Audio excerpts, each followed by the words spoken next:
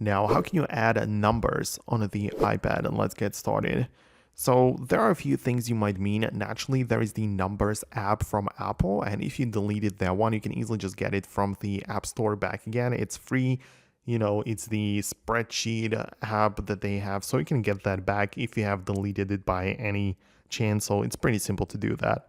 If, on the other hand, you mean adding phone numbers into the iPad, then it's also possible, but we don't have like the phone app where we could dial the numbers right in. That doesn't exist on the iPad, but still we can use the Contacts application. So you can open up the Contacts and tap on the plus icon at the top right there to start and initiate a new contact. So just proceed by adding their name, last name, company, photo, whatever you want.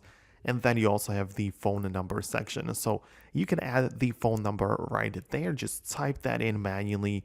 Perhaps use a dial code if you want, whatever, and just save it as a contact.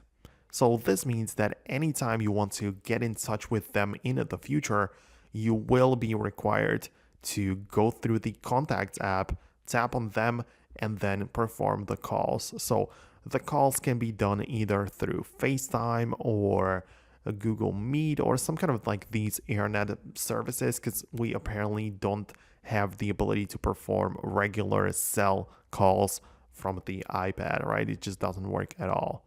So this is what you can do. Besides that, there are some third-party services like the Google Voice, for example, which gives you a phone number, and you can also use it like an internet-based calling, right? Like app and stuff. So there are some possibilities, but that's essentially everything I wanted to show you. Hit the thumbs up if you enjoyed this video and found it helpful. Subscribe for more tutorials like this one, and I'll see you in the future.